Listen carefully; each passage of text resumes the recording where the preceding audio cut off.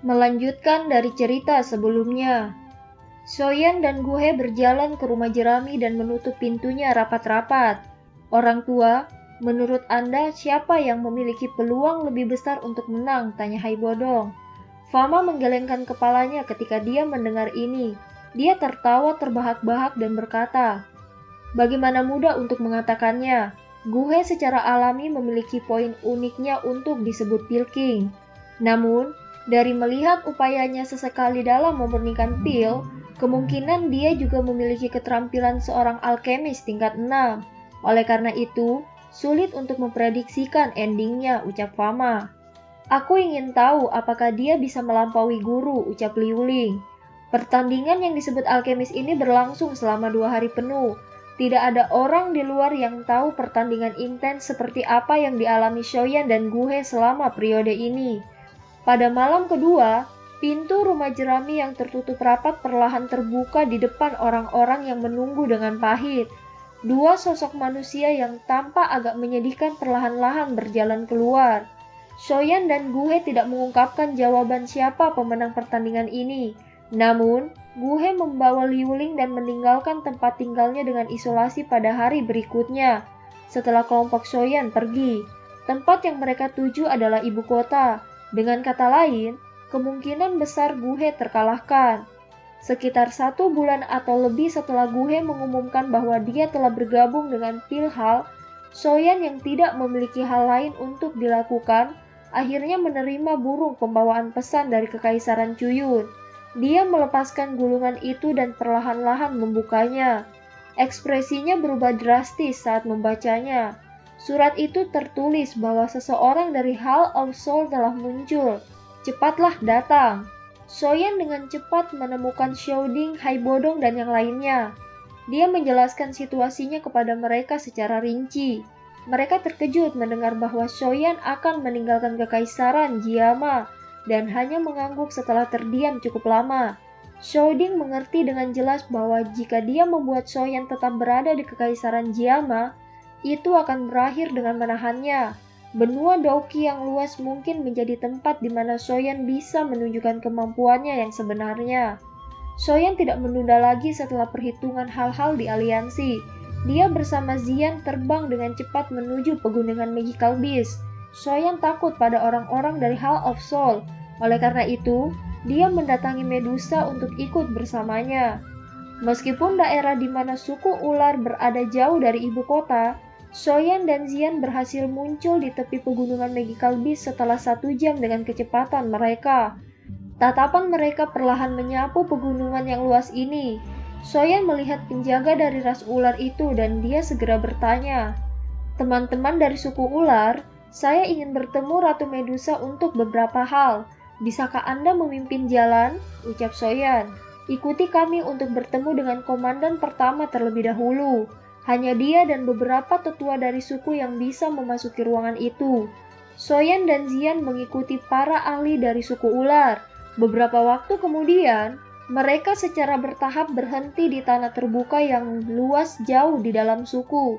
Ada tangga batu yang memanjang jauh ke pegunungan di belakang tanah terbuka. Namun, tangga batu ini dijaga oleh banyak ahli dari suku ular. Mata Shoyan menyipit saat tatapannya berhenti pada ras ular berkepala botak.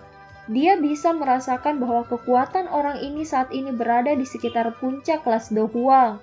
Selain Medusa dan 4 sesepuh, kemungkinan besar dia adalah yang terkuat di seluruh suku ular. Manusia ular berkepala botak ini adalah komandan pertama suku ular. Saya Shoyan dari Aliansian meminta untuk bertemu dengan Ratu Medusa. Tolong beritahu dia, ucap Shoyan. Manusia ular berkepala botak muncul di tempat yang tidak jauh dari Shoyan. Matanya menatap Shoyan saat dia berbicara dengan cara yang agak gelap dan dingin.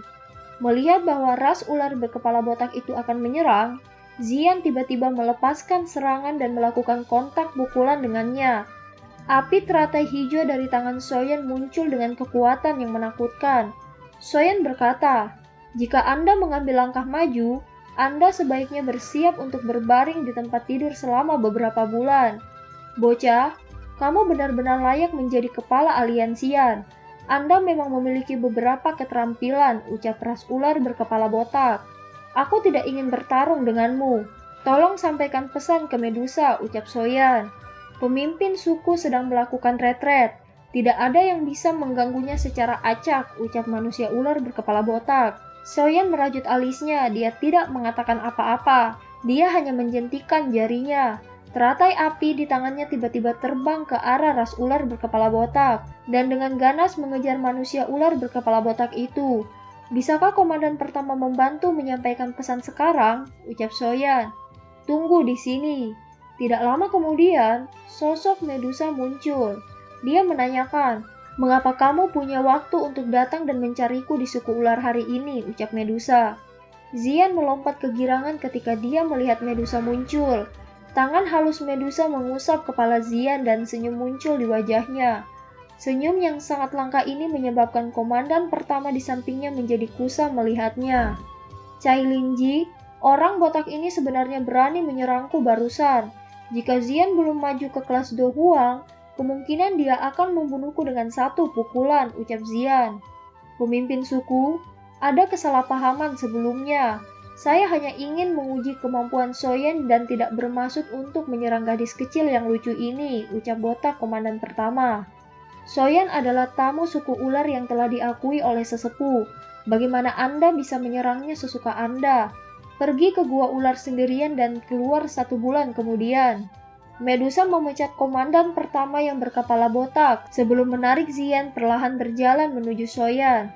Dia bertanya, apakah ada masalah? Saya ingin mendapatkan bantuan Anda.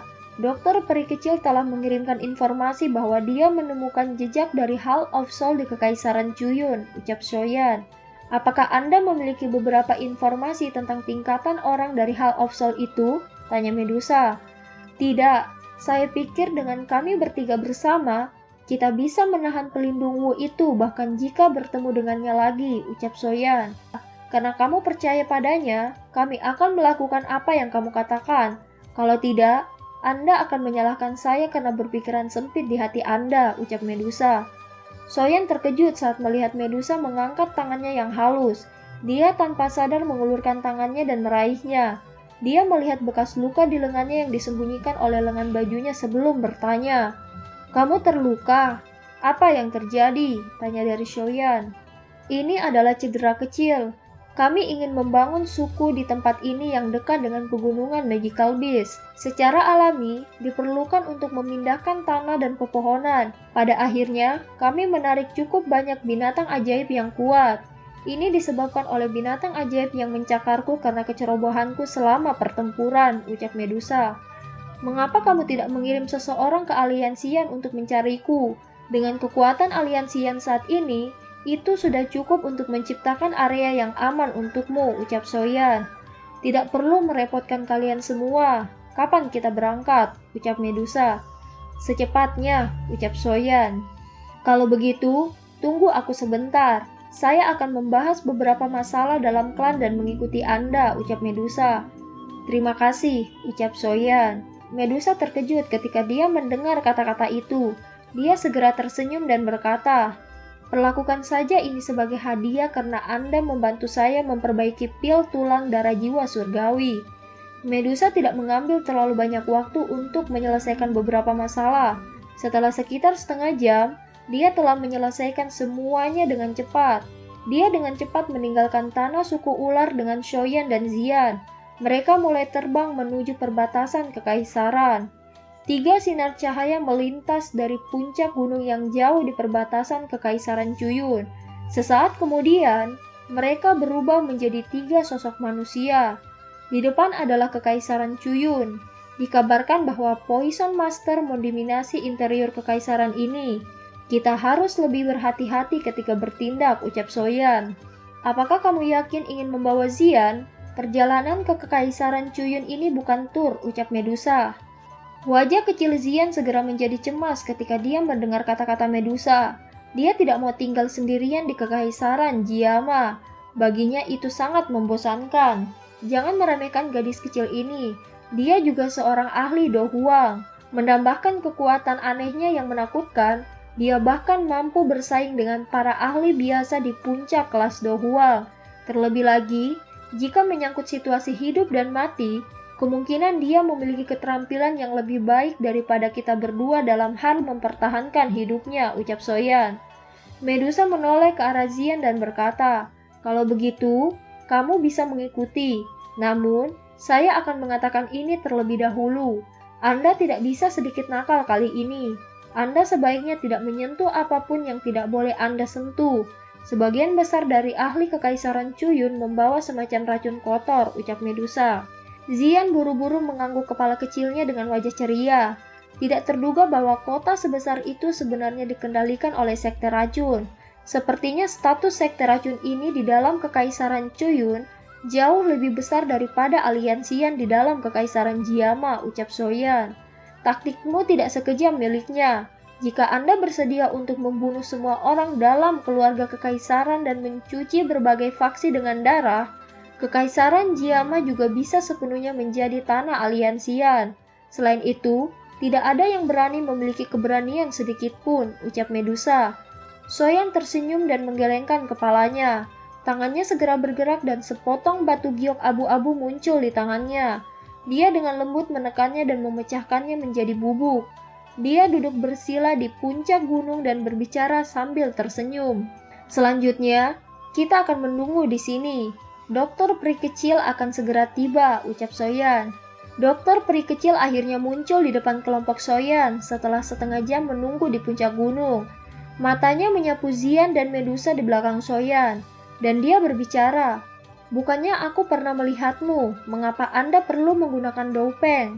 Jangan bilang bahwa kamu pikir kamu tidak akan dikenali," ucap dokter peri kecil.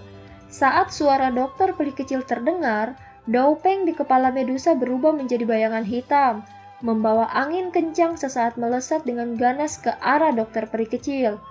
Dokter peri kecil tidak menggerakkan tubuhnya sedikit pun saat matanya menatap Doupeng yang meledak secara eksplosif. Dia mencetikkan jarinya dan gumpalan angin melesat keluar, akhirnya bertabrakan dengan Doupeng dan segera meledak. "Jika saya benar-benar ingin menyembunyikan jejak saya, apakah Anda dapat menemukan ratu ini dengan kemampuan Anda?" ucap Ratu Medusa. "Tidak ada seorang pun yang tidak dapat saya temukan di kekaisaran Cuyun ini," ucap dokter peri kecil. "Aku mengumpulkan kalian semua tidak untuk mendengar kalian berdebat," ucap Soyan. Setelah teriakan marah Soyan, kedua orang ini sekali lagi saling menatap dengan dingin sebelum mengalihkan pandangan mereka. "Dokter peri kecil, apakah Anda memiliki informasi tentang orang-orang dari Hall of Soul?" tanya Soyan. "Seseorang dari Hall of Soul telah datang mencariku lagi saat aku kembali ke Kaisaran Cuyun. Namun, dia tampaknya sedikit marah kepadaku karena tidak menangkapmu. Dia pergi setelah pertengkaran singkat. Kali ini, saya lebih memperhatikan dan secara bertahap menemukan jejak orang ini," ucap dokter peri kecil. "Seperti apa kekuatannya?" tanya Soyan. "Itu tidak lebih lemah dari milikmu. Kalau tidak, dia tidak akan berani bertindak arogan di depanku. Jika kita bertiga bergandengan tangan, kita mungkin bisa menahannya," ucap dokter peri kecil. Kemudian, dokter peri kecil berkata kembali, "Seharusnya tidak terlalu merepotkan bagi kita bertiga untuk berurusan dengan ahli dari Hall of Soul itu. Namun, hal yang merepotkan adalah bahwa orang dari Hall of Soul ini memiliki hubungan dengan sebuah faksi. Jika kita benar-benar melakukan sesuatu, kemungkinan besar kita akan berkonflik dengan faksi ini. Bukankah dikabarkan bahwa beberapa faksi dari Poison Master telah dieliminasi oleh sekte racun?" ucap Soyan. Dan film pun berakhir. Sampai jumpa!